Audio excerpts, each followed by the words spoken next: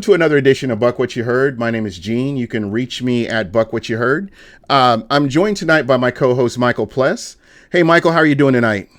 Doing great, Gene. It's football season. Glad to be back on. Yeah, man, I think we're ready to get things rolling, and we'll start being a little bit more consistent now that we have actual content to talk about.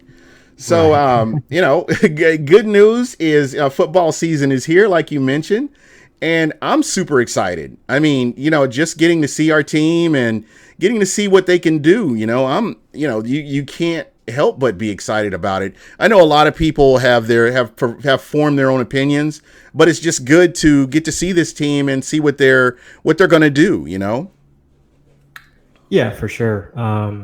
Yeah, I mean, talking about the game last week. Yeah, a lot of good things. I think offensively, it was nice to get that first touchdown. Right away, which was great. Good execution. Again, like I said, these teams are not really doing much. Vanilla plays. Yeah, very vanilla. Really not opening up the playbook. It's more about just evaluating, the young guys and seeing what they have, what they can do. Just running a basic playbook and really not trying to expand their minds too much. It's more about playing fast. And I thought, for the most part, the whole team played pretty fast. They got 94 plays of offense, but it was just really nice to see, the ones I thought played pretty good, both offense and defense. So that was nice. Jameis, I thought, looked very sharp, very decisive, quick with the ball, which is good. Running game looked good. Rojo and Peyton Barber. So there's a lot of positives from the offensive standpoint. And then once you get into the defense, I thought the best player was Noah Spence. It really looks like this defense is going to fit him to a glove, and he's going to play very well. I was going to ask you about, he's one of the people I've got several people that I'll ask you about, but Mm-hmm. just watching Noah Spence and how they had to double him and how he was, there were penalties because of his play. Uh, Right. is he somebody that can really factor into this defense moving forward with the loss of a JPP? Yeah, I think so. It's just a better scheme fit for him. What he's being asked to do. He just looks very comfortable. It looks like he's in the right playing weight. Very fast again. It looks like he looks even stronger from just technique standpoint.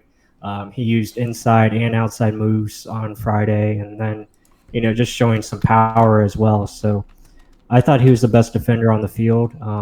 Made a lot of good plays. I mean, the only negative he had was the hands to the face that negated the interception by VH3. But yeah, a lot of good things. Again, probably not the best showing from our rookie class.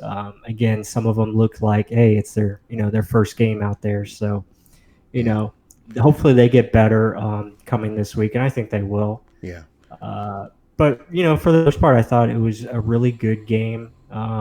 Didn't really care about the score. I was really just focusing on certain yeah. individuals, and some good things. Again, there's a lot of work that needs to be done.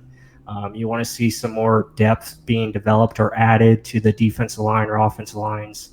Hoping the injuries, stay minimum, and hopefully we can get some guys coming back here in the next couple of weeks before the regular season begins. But it's going to be interesting. I think there's going to be a lot of player movement, coming forward, and it's going to be interesting to see what kind of moves they make, because I would expect them to add some, more linemen or even you know, maybe more to the secondary, perhaps. I know they just added Darian Stewart, the safety, which I like. They added Emmanuel Hall today, the receiver from Chicago, who got cut. So there's a lot of interesting stuff that could be in play coming forward. Yeah, and I realize this is the first game, and we're looking at vanilla play on both offense and defense, just basic play calling to see how people do to evaluate talent. Uh, I guess one of the big things for me is behaviors. Do these certain behaviors, you know, translate as we move forward? As we progress through camp. Do you see people getting a little bit sure with the tackling, making sure that you're playing in your assignments and that kind of thing? So, As you're looking at the game, be sure that you're watching the game away from the ball and just kind of focus on some of the other things that are going on within the game. And, you'll kind of get an idea of what we were talking about. Outside of Noah Spence, was there anybody other than the tight end, which I know we'll touch on him in a minute when we get over to offense, but anybody else that's really stuck out to you that you really feel like they had a good showing as far as some of the players that we haven't talked about? Yeah, I would say the young corner from USF, Mazi Wilkins. I think he's looked really good. I mean, he made the big play to force a turnover. Looked pretty good in coverage for the most part, making aggressive plays. So yeah, I really like his game, and he's got a chance to make that the fifth spot as the corner, like the fifth corner spot, just because Ryan Smith is going to be suspended. So they'll have an extra roster spot there. But he's looked really good. I think Jeremiah Ledbetter looked good. Raheem Nunez Roches, or Nacho as they call him, I think he's looked really good. I think He he's was played very well. consistent throughout the game. You kind of knew Right. what you had with him.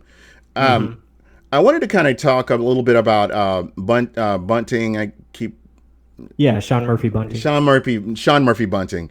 Yes. I realized that he got beat on a touchdown, but hmm I really feel like he stayed aggressive and he had amnesia and just forgot about that play. And he just kind of, just kept playing in the game. And he's somebody that I have high expectations for him to really progress rapidly throughout as long as he can stay healthy, throughout camp. And I expect a lot of big things from him moving forward. Do you see him, getting a lot of time this upcoming game against the Miami Dolphins? Yeah, I mean, I would expect him to be in there. Same thing with Jamel Dean, who's going to get his first game action. So I would expect those guys to be in there quite a bit and probably play a lot better, especially Murphy Bunting. I think he's going to have a good game. It was just, again, it's that first NFL game. It's a big change from where he came from. There were some miscommunications on defense and got a little, lost at times. So that's going to happen. And the main thing is it happens now. You get that baptism by fire, and hopefully he continues to grow. I think he will. He's a good player. Yeah. Any of the other rookies that kind of stood out to you? I love what we saw from our first round pick, uh, Devin White. Devin White. Devin White. I'm thinking Devin Bush, and I didn't want to say it. Devin White. I thought he looked very comfortable out there on the field. It's been a long day, but yeah, I thought he looked very comfortable out there on the field today, and I was really, I was really excited with him and his play. Just a little sample size that we got from him. Yeah, nothing. Nothing obvious that was bad that I saw from him. Again, it looks like he was, for the most part, did some good things. Again, when they use him to his strengths, and that's just allowing him to play downhill and attack, he's very good. And he made that play on the first sack of the game that they got, coming in and disrupting the quarterback, and then just an easy sack for the rest of the teammates. So it's stuff like that. I think they're going to use them a lot in, just attacking the line of scrimmage, either that or playing man on man, against a running back or tight end. Make it very simple for him, especially when Levante gets back. It's going to be very good for him to just be aggressive, and he won't have to think on the field a lot because you have Levante there to cover that up. So, yeah, I mean, very good for the most part. Yeah, and again, first game, new offense, new defense. And there are just some things that they need to work on, and I think they'll be just fine as long as you see market improvement.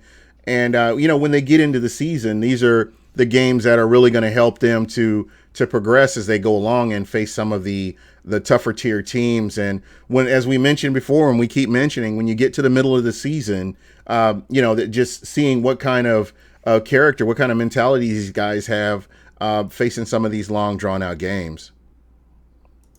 Yeah, for sure. Yeah, you don't want to have them, hit that rookie wall, as they say.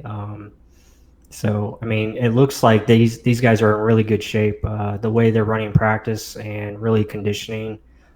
You saw the tweet that that was about Jameis talking about the receivers and really running and they're in tip top shape, which is nice. Mike Evans seems to be probably in the best condition of his life, which is really cool and also scary at the same time because, I mean, he just hasn't reached the surface of his potential yet, which is crazy. Yeah, And then, that's what's really, yeah. You yeah, make a great point there. I mean, mhm, he's not even anywhere near his ceiling, and I think he's just going right. to continue to get better as the years progress. Hmm. He's somebody that he's never really dropped off. I know a lot of people look back to his second year and they talk about all the drops, but I think he ended Yeah. up with like 1,200. He still ended up with like 1,200 yards that year, right? Or Oh yeah. somewhere, yeah, somewhere around that. So I don't Yeah. know. I just I cannot wait to see what he can do. He can stay healthy again. Here's somebody who's really going to make some Hmm. noise especially in the NFC South.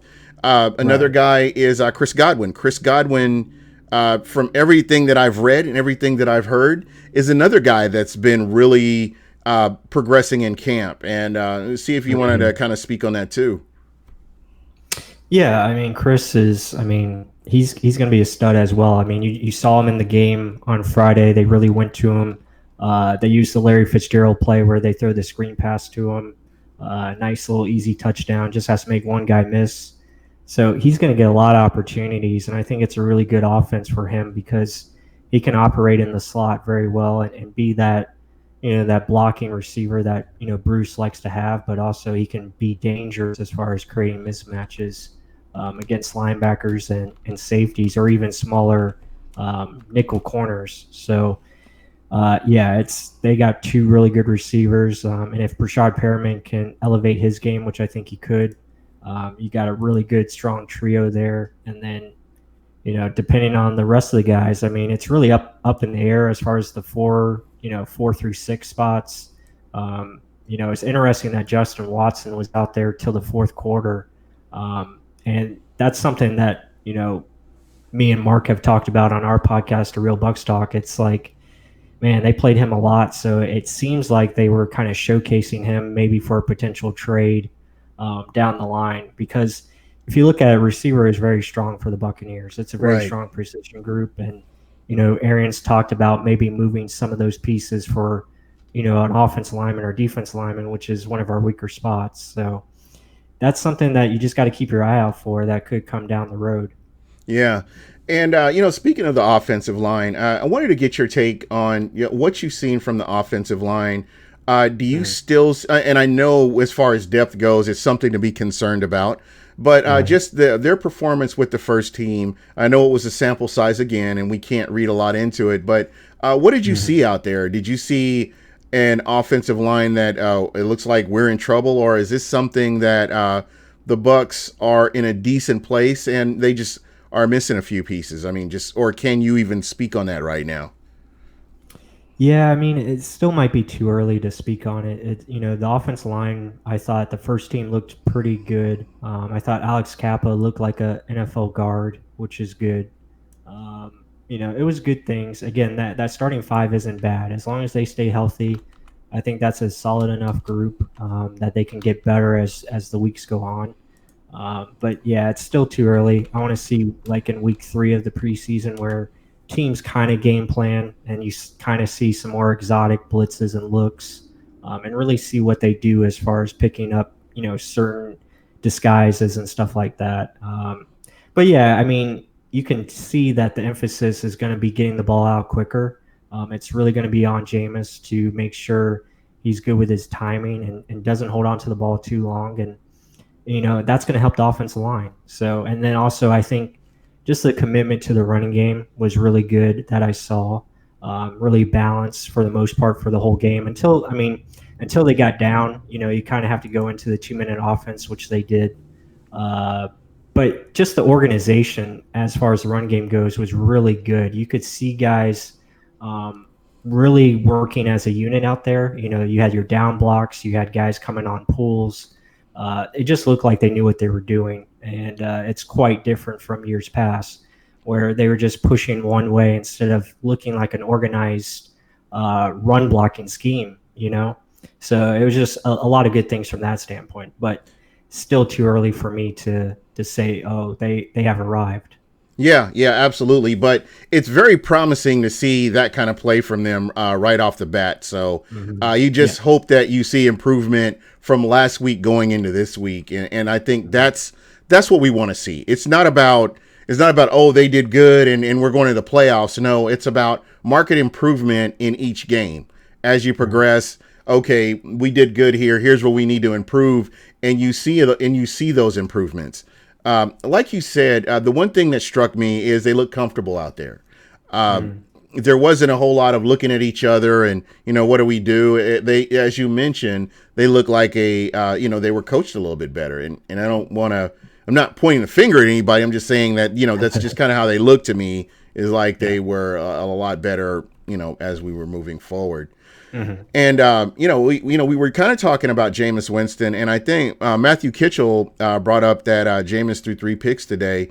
The one thing that I can say about Jameis Winston is, especially in camp, he pushes the envelope and he tries to make throws and get throws in tight windows that he really shouldn't be doing in a game. So I don't know. When I see him throw a lot of interceptions, it doesn't affect me like it would in a regular season game, because again, this is camp. This is practice. These are times to work on things that you think that you can improve on. So, you can't go through practice and have a flawless practice. You have to, as he's trying to do better himself and get better, who knows? Maybe he's working on something that he thinks he needs to improve on. So I can't really read a lot into, throwing a lot of interceptions in practice. I think where it's going to count is the regular season once we kick off. So, again, you just want to see improvement when the games start. And, that's kind of where I'm at with it. Yeah, for sure. You also have to factor in like there's new installs going on daily, so there's new plays that are being put in, so that's going to cause some possible confusion from your receivers and tight ends, and I think that's what Arians talked about today. It was a little bit of just guy running the wrong way, or Jameis throwing to a spot. That's going to happen, and you're right. He's going to push the envelope in practice because you got to see what you can take advantage of, and what works and what doesn't. So yeah, it's all part of the plan. Yeah. So again, when we get like week 7, week 8, and you're seeing this stuff, then that's newsworthy. Then it's something. Okay, let's talk about that.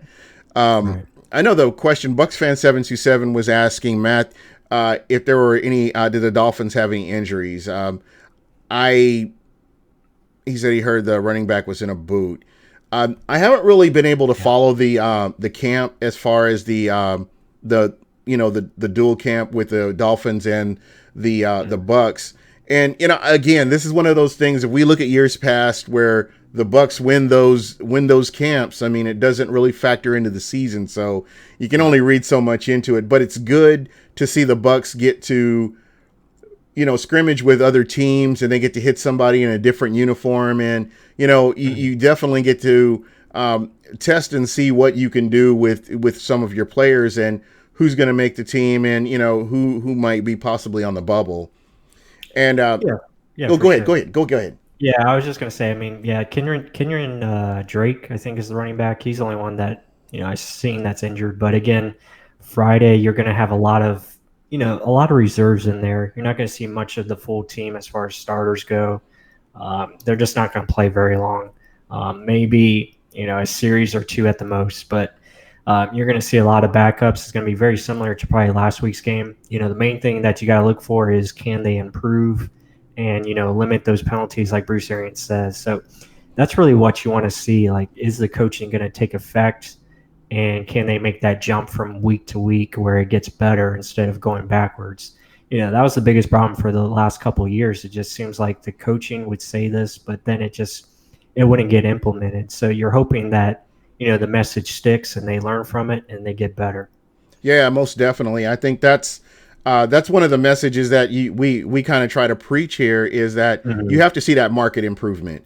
It has Right. to be better from week to week. You can't just, hey, I had a good week one. I can take this week Mhm. off. There are, the nice thing about this camp is Bruce Arians is not married to a lot of these players.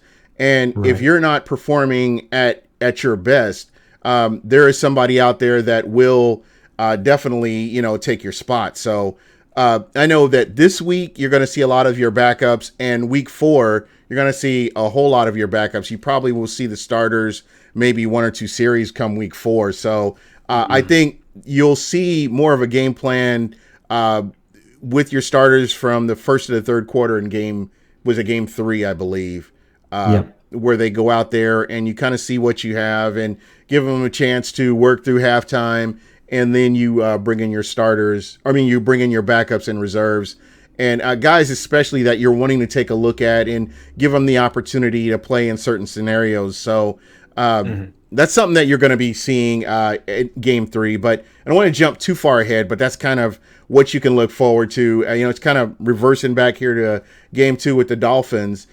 Is there anybody that kind of sticks out to you that you really want to see a little bit more of to get an idea who they have or of what you have? Yeah, I mean, I would just like to see someone really, either step up on that defensive line or offensive line.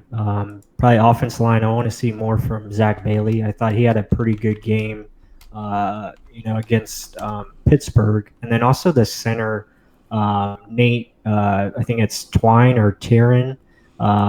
Can't pronounce his last name, but he did really well last Friday, and they cut Evan Smith because he didn't look good at all. I mean, he just Oh my was God, yeah. not very good. He looked slow. You could just tell he was just not there. And And I was wondering on that subject, is it mhm. possible that he wasn't in football shape? I know he just got cleared, I believe, right? I think he was in football shape. I just think replacing two hips like he did. I mean, that can change you, and I don't think his play was up to par like it needed to be. And sometimes guys can just lose it like that, and yeah, I wouldn't be surprised if he ends up retiring. Unfortunately, it just didn't look good at all from a football standpoint. But yeah, I mean, I'm looking for those two young guys to step up, like I mentioned. And then defensively, I'm really looking at like Cousin Daniels and David Kenny. I want to see something from those two guys. I thought Cousin Daniels played really well. He's got a lot of potential. I really like his ability to rush the quarterback. It looks like he has a good foundation as far as what he wants to do. He's got a good long arms and aggressive motor. Yeah. So I want to see what those guys can do with more snaps, and I would expect them to get more playing time this week. Yeah, absolutely. And we're kind of jumping around here, and I wanted to talk a little bit about the running game. I know we haven't really mentioned Yeah, that today, and we said we know what you kind of know what you have with Peyton Barber. Were right. you surprised with how Ronald Jones responded? Oh, I thought he looked great. I wouldn't say great, but he just looked like an NFL running back. It looked like he belonged, and just a lot of good things. He looked a lot more Make comfortable out there. Yeah, absolutely. Just made a lot of more decisive cuts, and just ran. I mean, he ran with authority, and yeah, it looked good. Again, limited snaps, but Hmm. I thought he did good. And I think the real interesting story is Dare Uh, Ogunbowale is how you say it. Agumbawale, yeah. Yeah, I think he's going to get the running back third spot. I think he's going to get that number 3 position behind Rojo and Peyton Barber. So I think he's going to beat out Andre just because of the way Dare can really pick up the blitz and pass protect, and then he can catch the football as well. Yeah. And a really good running back inside the tackles. And you know, I like him because he can really score inside the goal line, and that's something that the Bucs have struggled with. Yeah, Um, this you goes know, all the way back to Doug Martin back in 2015. We just haven't right? had that consistent rusher. Yeah. So I know Peyton Barber can rush inside the goal line, but just having a guy like Dare with his size, and I think he could be a real benefit to have someone that can do those goal line carries. again, that probably stinks for like fantasy owners if he takes away from Peyton. But yeah, I mean, I really like him as a back. I know the hype was on Bruce Anderson, but it just doesn't seem like it's coming to him right Uh-huh. now. And I would expect him to get on the practice squad. I'm sure. I think he Yeah. just needs a development year to really process and learn the game. Yeah, he just did not look comfortable out there. And Right. yeah, there were in the Yeah. times that he ran the ball, I don't want to say indecisive, but he just looked compared to some of the other running backs, he looked kind of slow. So that Yeah. first step, he just didn't look very comfortable. He looked unsure, I guess, is what I want to say. So. I hope we can keep him around. Potentially he could develop into a really good running back. So you just never Hmm. know, where he's going to be. So I'm sorry, I was looking through the chat here. Uh, Hmm. and All Hands Galley was talking about he was excited to see how Darian Stewart starts out in this defense. Uh, he's going to be that's a very interesting guy too. He has a opportunity to make some moves as well.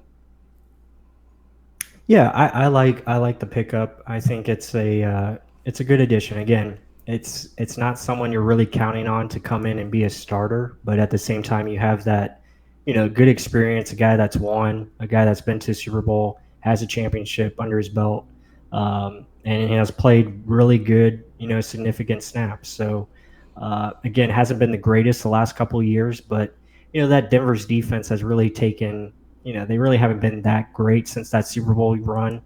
They've had a lot of injuries, a lot of new players in that defense. The offense hasn't been great, so they've been on the field a lot. So that plays a part into it. Um, but yeah, I mean, this guy is a sure tackler, a guy that can make plays in the backfield. So I like it. And again, it brings a voice to that secondary, and that's something I think they needed. Again, it's just a good veteran guy that they can ask about. Mike Edwards has someone to go to. Justin Evans, same thing. So it's like an extra coach on the field, and I'm sure he'll pick up the defense right away. I'm not sure if he's going to play Friday, but it seems like he's getting reps in practice, which is good. Yeah, Um, but you just hope, you hope these young guys can get healthy. You hope Mike Edwards can get back before the season starts, and the same yeah. thing with Justin Evans. I mean, it's really concerning that he hasn't practiced yet, and I just hope he's getting closer and closer to his way back. But they say he's running, so that's good. It's just about getting into football shape. So I'm hoping he can at least make an appearance in that third game. That would be awesome. Or if they just wait till the regular season, I'm sure. But yeah. Yeah, it's interesting. Brandon Mann was asking about did we see the Vernon Hargraves? Did we see his hops? Here's here's a guy who to me I'm really rooting for him. Tampa product. You've heard me say it. Plant High School. I don't like Plant High School, but enough about them. Just him being a homegrown Tampa product, I really would like to see him be successful. So uh, I'm hoping that he continues to improve and he finds a place on this defense. Yeah, for sure. Again, VH3 is the same thing as Noah Spence, and really that whole 2016 draft class I think is going to come alive. VH3 is in a defense that really suits him. Fits him like a glove. I know he got beat on the first play of the game last week, but again, that was a miss There was no communication. help underneath. I don't. Oh, over the top. I mean. Right. Yeah. Jordan Whitehead was supposed to be a little more back, and he was supposed to guard that over the top play. He went in a little bit too much. VH3 thought he had help. Obviously, he didn't. And he made a nice recovery. Actually, he was fortunate. The ball was underthrown. And I mean, he almost made a play on it. But again, I thought he had a really good game. Made a nice interception that, unfortunately was called back. But Right. I expect him to have a good season. Again, the main thing is just stay healthy. I mean, that's the biggest thing is it's been his health, and so hopefully he can just stay healthy and really have a great year, like I think he can. Yeah, absolutely. This is a great opportunity for a lot of players. I mean, you have to, and Peyton Barber is always the standard bearer for me here these last 5 years. as a player who has taken, who's made the most of his opportunities and gone out there and just made a name for himself pretty much. And that's what players need to do when that opportunity comes, being able to go out there, knock it out of the park, and secure that position. Because they're always, as Bruce Arians says, he's looking for these players to come in and make these plays, players who are a lot more hungry than, the next player. And I think that's very important. Yeah, he talks about, being smart as well. And, I think it's just holding guys accountable. And, he talked about, the penalties and, if these guys are continuing to make the same mistakes, I think that's what he's going to look for. And if those guys continue to not learn and they continue to make the same mistakes, then they're going to be out of there. They're going to be let go. So I think that's good. He looks for smart players, guys who can really learn and adapt and not do the same thing twice as far as negatives. So that's a really positive sign. And then, I'm seeing in the chat, talking about Carl Nassib. Yeah, I think Nassib is a guy that's really coming on and developing. I think he's someone that could really progress this season. And it looks like he's taking on a leadership role as well among, that defensive line room, or outside linebackers, I should say. So I'm looking forward to seeing what he can do along with, Noah Spence and Shaq Barrett. I know Shaq Barrett's going to probably play a little bit more this week. It looks like he's healthy from that ankle injury, which is good. So yeah, a lot of good things. Yeah. The one thing about those guys. The one thing that concerns me about Carl Nassib is he's playing for another contract. So yeah. I really expect I have high expectations for him this year to really ball out as long as he can stay healthy. I think that he's going to be a name that you're going to continue to hear throughout the football season as long as he's in there making plays. I love what he came in and did. And again, here's another guy who made the most of his opportunities. He came in late in the beginning of the season, going into the regular season, and he came up big. He came up huge throughout the season, and he was regardless of who the defensive coordinator was, he was consistent about being in there making plays. So here's a guy that he's playing for a huge contract, or not a huge contract, but he's playing for a big contract, and I think that you're going to see some of his best play this year over what you saw last year. Yeah, I mean, the Bucs, certainly hope that's the case. I think they hope that's the case with a lot of players because they have a lot of players on one-year deals. Yeah, prove-it deals, yeah. Yeah, so, yeah, I mean, you're going to have a motivated team, as they should be. It's time to win, and that's the most important thing. But, yeah, I mean, just looking for marked improvement, like you said. Hopefully they can learn from their mistakes, and hopefully we can see some of these young guys really take that next step and maybe become an important role player, or really step into what they need to be, or what the team needs them to be.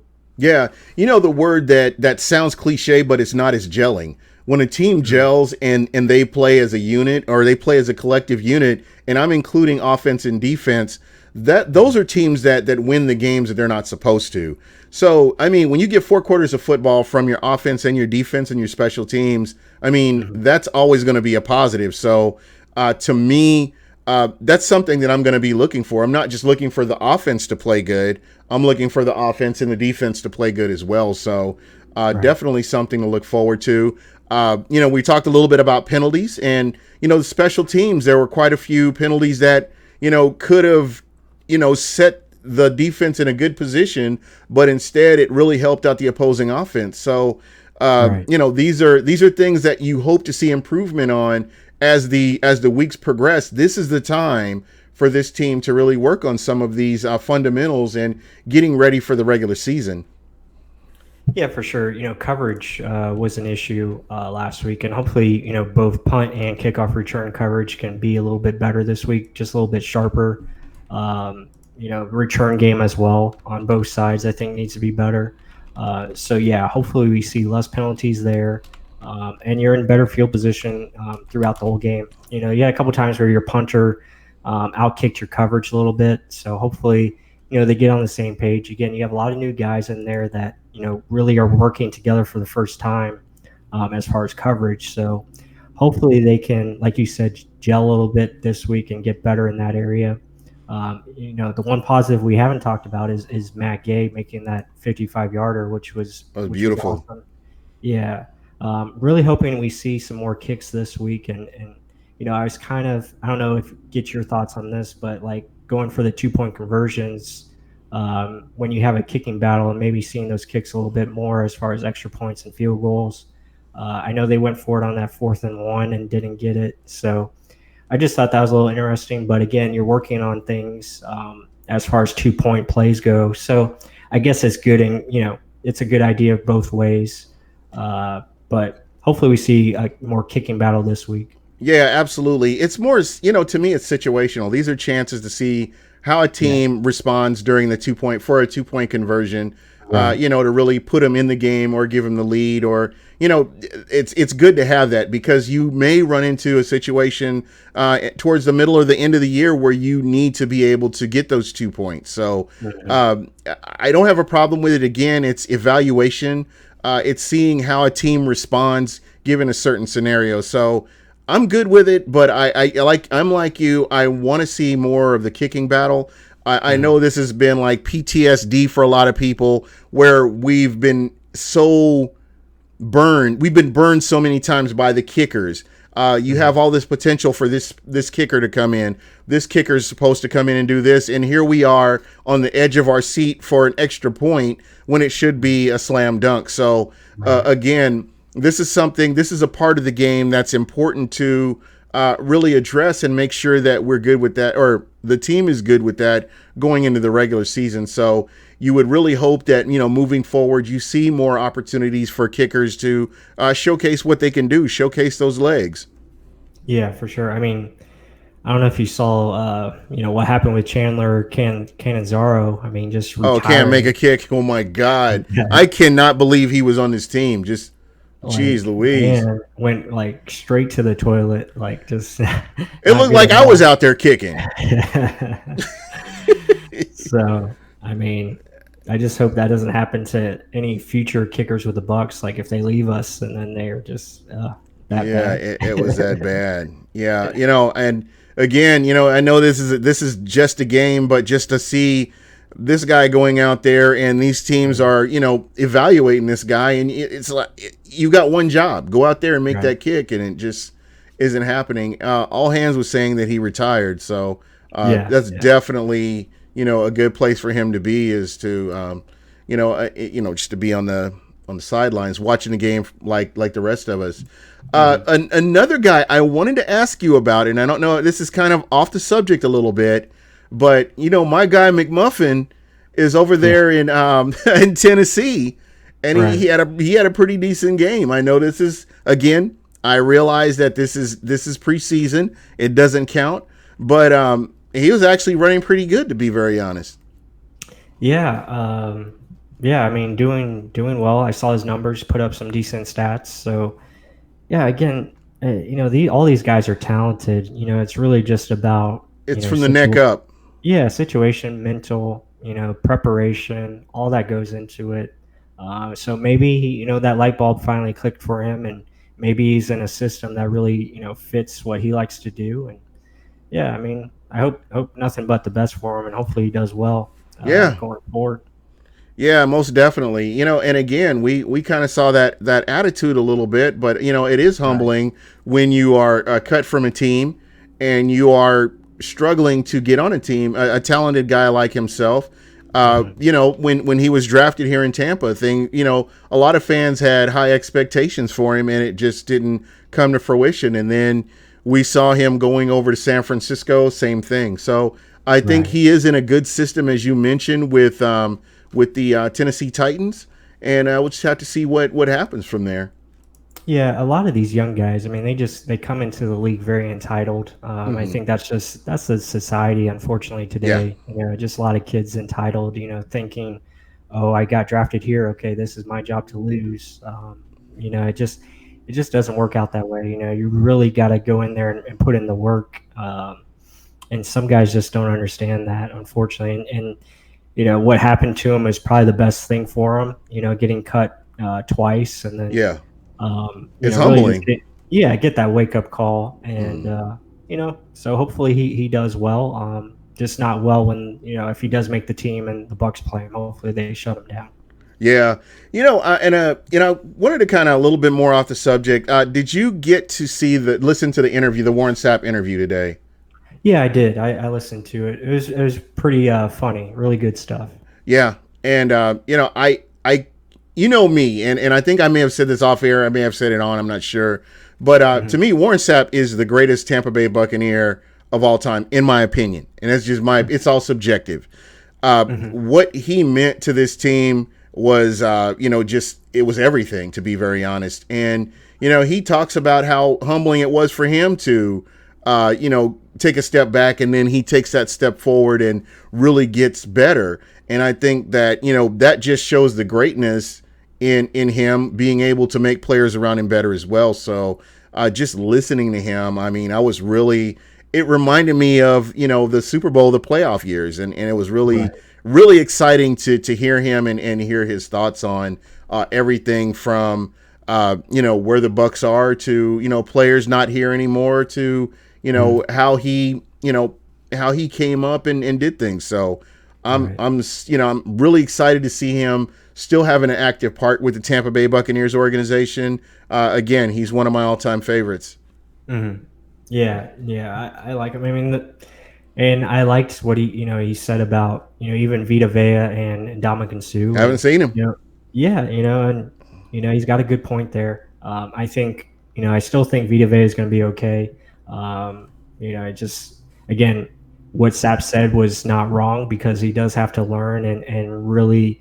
I think he's working on adapting his body, like he said, to Florida and the conditions and everything like that. And yeah, I mean, it's unfortunate. You have two training camps in a row that he's going to be missing now. Uh, but again, I feel hopefully he can get 100%, and he's going to be a very dominant force as long as he can stay on the field. And I think he will be able to. Again, unfortunately, injuries happen, but and then same thing with Ndamukong Suh.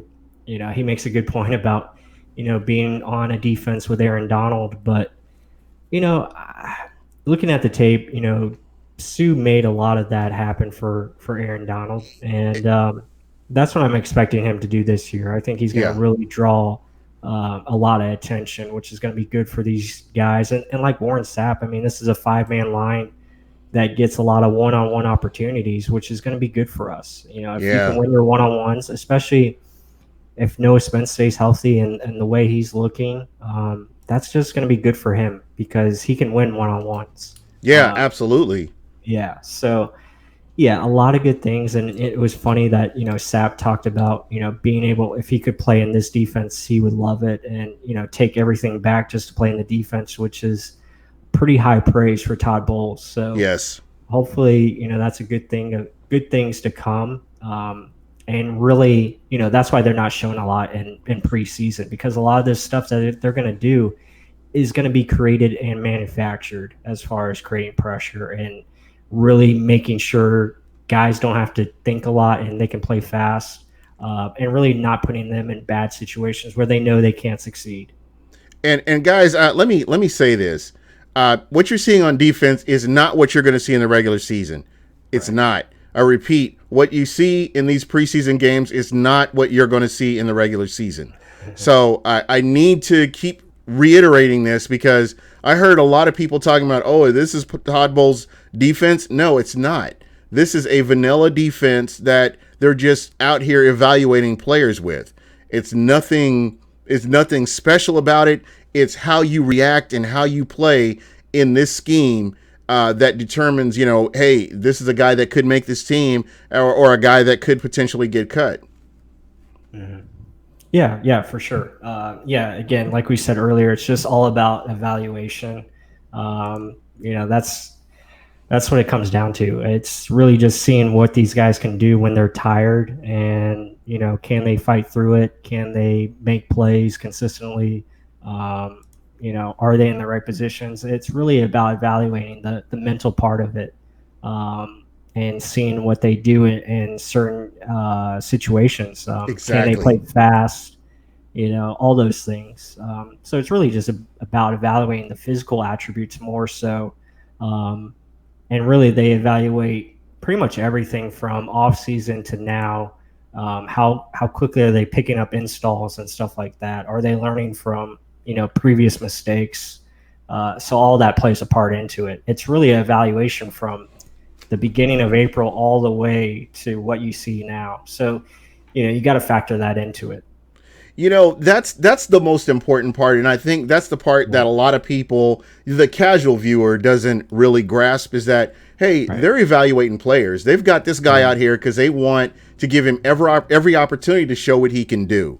So when you see certain players out there, and you're like, why don't they have their best players out there? They want these guys that they could potentially need in the middle of the season or the back end of the season to help them really stay competitive. And I think that's a factor that gets missed a lot of times.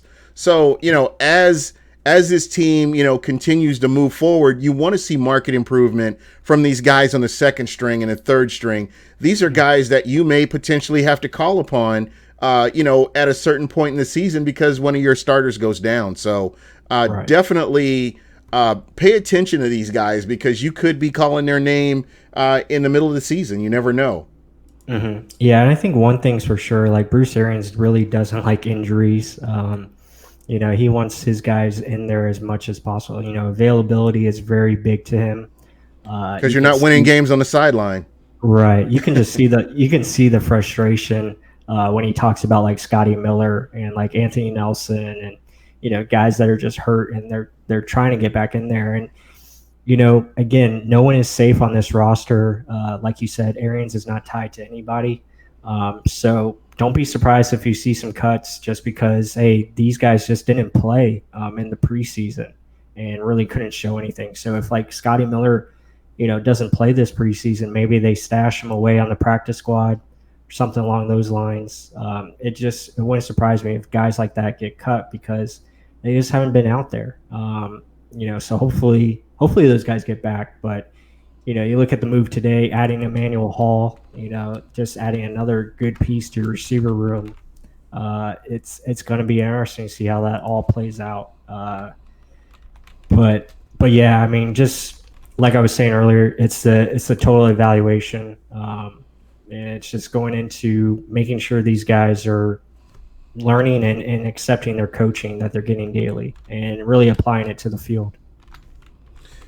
Yeah, most definitely. I think that's really been, super important, as far as that goes. Interesting question. I know this is a little bit off the subject here. Tampa Bay, who's really been consistently following us and checking out the shows. He was asking who's been the best Bucs player in the 2010s era. And I don't know. I would say maybe like for me, it would be Aqib Talib maybe. I don't know if he really counts towards this. I like Tenard Jackson. I like Michael Bennett. There have been some players. It's kind of hard to say because this team hasn't really been winning. So I don't. It's kind of tough to say. All Hands was saying Levante David, which I don't have a problem with him either because he's been consistent. Which years are we going from? Are we going from 2010 to the present? I'm guessing is where he's at. Okay.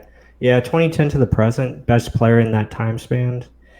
Yeah, I mean, I got to say Mike Evans. I mean, Mike Evans is probably the best. I mean, he's been one of the best receivers to ever play as far as a Buccaneer goes, and he's going to continue to break records. He's going to break all the records. Same thing with Jameis Winston, but yeah, I mean, Mike Evans has just been the most consistent. But then you look at Levante. I mean, same thing, and he's done it longer. Yeah, I would say one of those two guys. Yeah, you know what? I'm going to have to recant that. I am going to have to go with Mike Evans. I think you're 100% right. And this is the guy, he hasn't even hit his potential yet. Right. Yeah, exactly. I mean, Aqib Talib was good, but again, I think he was only here for a short time frame. I think it was 2008 to... Yeah, so I don't think that really counts, to be very honest. I mean, 2008 to 2012, I want to say. Yeah. So... Or was it 2011? Yeah. No, because Shiano was here 2000. It was 2012. Shiano shipped him. Yeah, you're right. So I mean, he had a really good. During those years, he was really outstanding. played a lot of games. One of the players that was on our last winning season, or one of our winning seasons, 10-6. So, but yeah, I just think Levante probably takes that just because of the way he's done it year in, year out. It's been really consistent. Hasn't really had a down year to say. Yeah, so I'm right there with you, man. I mean, he's one of those guys, and he set some records last year. I think that there are going to be more records to fall this year. Another guy that he's the most polarizing player in Bucs history, Jameis Winston. Here's another guy he's going to break records this year. Whether you like him or you hate him, you're going to have to mention his name when you talk about the record books after this year. Just based on the path that he's on right now. If he can stay healthy, here's a guy. He's gonna, Vinny Testaverde's record is not safe. I figure that'll fall pretty soon. Yeah, you look at those three players. I mean, now you're just really hoping the wins can now come through because, you put wins on those guys' resumes. I mean, they instantly go to one of the top players in this league because they've put up good numbers, especially Mike Evans. Absolutely. I mean, 5 straight 1,000-yard seasons, just been consistent as they come. And really, like I said and you said, I mean, the guy just hasn't been used the right way yet. And that's the scary part. Like, you use him like he's supposed to be used, where you use him in short routes like slants and drags and really use his body the way it's capable of being used. That's a defensive coordinator nightmare right there if you're using him in that way. Yeah, and then you think about O.J. Howard, too. I mean, that's... Right. Yeah, so I expect them to use him that way, and, just his ability to get downfield at the same time. And then in the red zone, I mean, he's a nightmare and really hasn't been targeted a lot in the red zone that he should get those opportunities, especially when you just run a quick little slant with his body size that he can box out defenders. It should be a really good year for him, and I think Levante is going to have a heck of a year as well. Yeah, really, all three of those guys, I think they're going to have great years. And the one thing that, if you remember back to when Mike Evans first got here, how raw he was, and what you're seeing right now is a guy who's learning the nuances of being a wide receiver, how to box out, how to use his hands, how to position himself and, box out that defender. And he's only getting better. And when you consider his resume prior to coming to the NFL, he only had a couple of years playing organized football. And to be where he is now, it speaks volumes about his character and his willingness to better himself in the offseason in order to play well during the regular season. Yeah, his route running is just night and day different from year one to now. I mean, he's just so much smoother. Just can really run everything that you want to have. I mean, and that's what I'm saying. Like, if you put him, coming across the middle or, just on drags or slants or, really stuff that he does well. I mean, he already excels at doing the comeback routes and the curl routes. He can do the fades. He can do the 9 routes. But you incorporate where you can get him going up, across the middle and get him one-on-one. That's just easy yards right there, and it's something you got to take advantage of. And that's something I liked that I saw from last week is they really used every inch of the field and really attacked the middle of the offense or middle of the field as well. You could see it with the tight ends that they were attacking the middle of the field. There was a lot more crossing routes and just a lot better design overall, which was really nice to see. And that's why I'm so excited to see what Mike Evans and especially OJ and all those guys can do in this offense. Yeah, and that's really how you shred a zone up is through in the middle and in the soft spots of the zone. And the Tampa Bay Buccaneers have the weapons that are able to go out there and make those moves. So I'm looking forward to it. And when you talk about Mike Evans, you have to talk about Chris Godwin. Pick your poison. I mean, when Chris Godwin, who's getting better. And that's a scary thought, too, just considering how he's developing as an NFL wide receiver. And that's another thing that, we can kind of look forward to as well. Mm-hmm. Yeah, for sure. It's going to be a really fun season. Again, it just comes down to, can they protect Jameis the right way with the running game and also getting, the ball out quickly. And I think that's something that you're really going to see just better schemed offense and defense, and that's going to make a huge difference. Better game planning, better adjustments. Um, so now it just comes down to, can guys go out there and make plays, and that's what we've been waiting for. Over the last couple of years, it just hasn't been about that. The scheme hasn't been good enough. The coaching hasn't been good enough. Players maybe make the plays, but again, it's just not enough. It wasn't happening consistently. Where now you're going to have right scheme, you're going to have right coaching. Now it's just about players going out there and doing what they're supposed to do. And I don't think you've had that in years past. Yeah, and being able to take advantage of matchups. This is something that we've been talking about this for the past 3 years. Taking advantage of those matchup mismatches, and making the most of them. We just haven't seen a lot of that, and this is another opportunity to put players in a position to really be successful. Mm-hmm. Yeah, I'm looking at the chat here. I mean, someone brought up, Gerald McCoy as far as best player for 2010. I mean, he had a good career for the Bucs. I want to say great. Great and elite status for defensive tackle is 10 or more sacks for me. And he didn't come to that. He wasn't one of those elite defensive tackles. Very good, but I think Levante, his play has been elite, and that's why I put him over. But that's just something.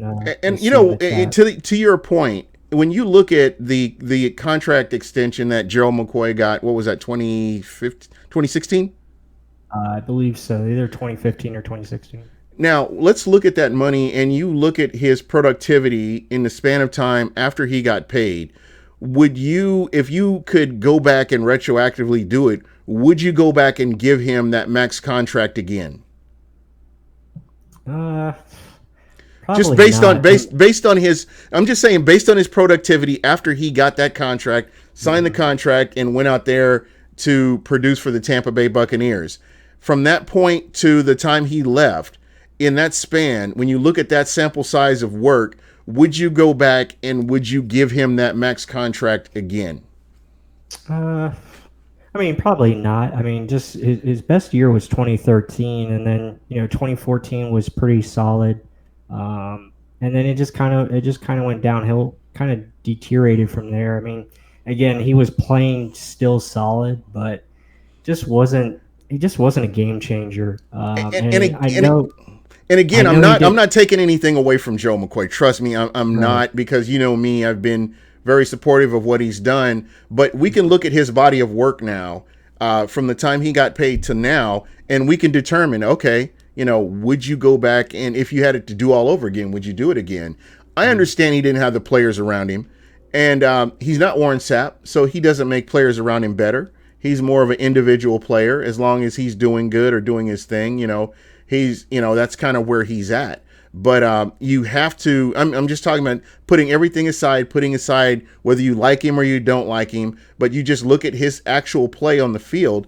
Can you give me 2 memorable plays that Gerald McCoy has made in the past 3 years? Yeah, I mean, it just hasn't really been in that situation. He's made plays. Now, I disagree with the fourth quarter thing. He's made plays in the fourth quarter. Yeah, I've never, that's not me. Yeah. I'm just saying, I'm just looking at his body of work, and that's kind of where I'm at with it. Again, I say very good player, for the Bucs, but he just wasn't that elite guy that you see like an Aaron Donald or a Fletcher Cox or, just a guy that can take over a game and be that disruptor for 4 quarters. That just wasn't Gerald McCoy. He showed flashes at times where he was really good, but just wasn't that elite defensive tackle that he thinks he is. But it just wasn't up to par as far as these other guys when you look at comparisons. But still a very good player. Yeah, and All Hands Galley brings up a good point. Was it his fault?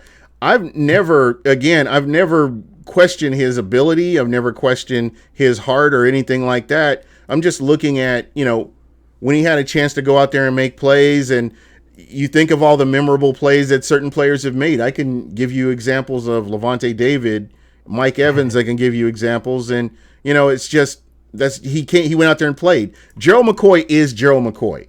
And whether you like him or you hate him, he went out there and did what he did. Yeah, I mean, Sheeran Stash makes a great point. Just stop talking about the guy, and that's what we'll do. But yeah, I mean, moving on to other topics. I mean, like we said, this week we're going to pretty much be seeing the same. A lot of reserves, a lot of guys that hoping they can step up. I know Bruce Arians talked about he wants to see 3 or 4 guys really take a step forward. So it'll be interesting. I'm hoping Rojo gets a little bit more looks, but again, I know they want to, make sure that he stays healthy and is good to go for the regular season. But it'll be interesting to see, if they pull anything different out this week as far as plays or scheme or whatever. But it'll probably be pretty much vanilla once again. Yeah. I really don't think you're going to see any of that Todd Bowles defense until game 1. I think when the practices are closed to the public and to the press, that's where you're going to see that Todd Bowles defense, I'm guessing, or some of your other plays that are going to be utilized. But as far overall, I just don't think that the fans are going to get to see anything until game 1. Yeah, I agree with that. Just keep it close to the vest. And you're playing a 49ers team that they have a ton of injuries as well. So that's going to be an interesting game. Again, Kyle Shanahan's a really good scheme, mastermind. So, yeah, I can understand why they want to keep, stuff close to the vest and not really show a lot because kind of both teams are going to try to keep, or try to catch the other team off guard. Especially week 1 that's when you see a lot of surprises and you see upsets that week. So really got to be on your game and be prepared. Yeah, absolutely. It's going to be huge to see that kind of thing. So, again, I can't believe we've gone over an hour that fast. Dude, I enjoy talking football with you and, I'm glad to have you back on. We'll be more consistent moving forward. How are things going for you? I wanted to kind of check in with you. We haven't really got a chance to chat much in the past few months. Mm-hmm. Yeah, I know everything is going well. Just trying to figure out what our next move is going to be as far as the Real Bucs Talk podcast goes. With my partner Mark Ramirez, we're probably going to try to get into the YouTube Live as well, but we're just trying to find the best platform. Maybe doing some Twitter Live as well, maybe during the season, just to change some things up. But yeah, we're trying to find the best route. Not sure if we want to do like a paid streaming like you have here with the Wirecast, or just trying to find the best avenue to go so we have a good setup. Because it's really about trying to get it where it's set up the right way with the mixer and everything, and it can download into iTunes, etc. very easily. So just trying to figure all that out. Yeah, man. Again, that's going to be great. It's something I'm actually looking forward to. I hope that will be the next transition that we see from you guys is moving over to live videos. I'm really looking at Twitch, possibly even starting the stream on Twitch as well here in the next couple of weeks. So,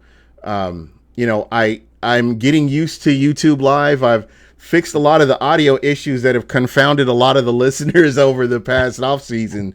So I think we've got some things figured out here, but I definitely want to make this better. I don't know. How do you guys like the new format?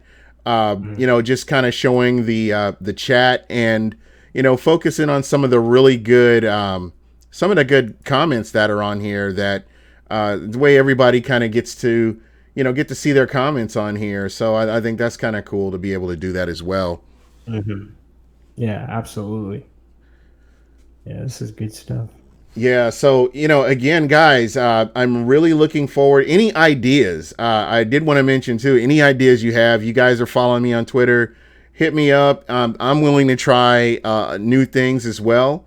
I want to just kind of keep it fresh and, keep you guys involved as much as possible. So, without you guys, I wouldn't really be doing this. And I appreciate that, I do have people that do want to, check us out. So thank you so much for that. That's really appreciated.